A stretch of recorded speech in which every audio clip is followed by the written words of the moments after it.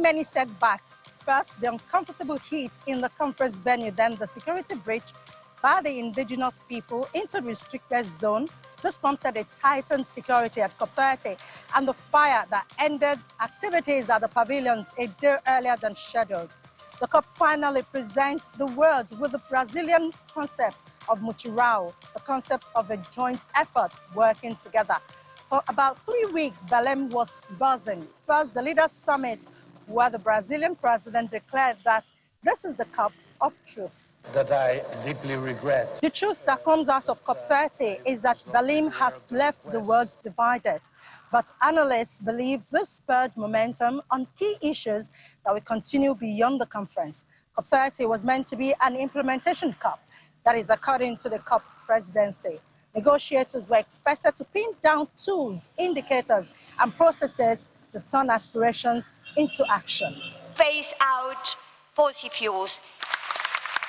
88 countries pushed for a roadmap for a just transition away from fossil fuels in the final deal. This group wants a just, equitable, and fully financed transition away from fossil fuels, reflected in the text. This is where the use of language matters in the text. It is an essential response to the ambition gap. They did not get what they want. They made their feelings known during the closing plenary. This is not a statement that we're asking to be put on the report. It's an objection. For civil society groups, the Just Transition Mechanism stands as the major achievement of COP30. The Just Transition Mechanism, popularly known as the Belém Action Mechanism, or BAM, opens what is described as promising discussions on support for just transition pathways. That is a clear reference to additional grant-based finance and recognition of the barriers that prevent just transition efforts. Ensuring that national structure, economic reality are also respected.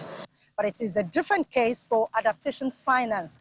The obligations of developed countries to provide finance was lacking, and pushing the timelines to deliver the tripling of finance to 2035 is said to be a betrayal of vulnerable and impacted communities in the global south.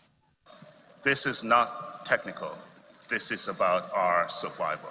In all, everyone has something to cheer or complain about in this deal, which brings attention to the COP process, because it is a multilateral process and there needs to be a consensus. Some say it gives incentives for lobbyists to stall the process. So the civil society groups are calling for more accountability, transparency, concrete outcomes, and not just what they describe as a cycle of dialogues, roadmaps, and reports in the process.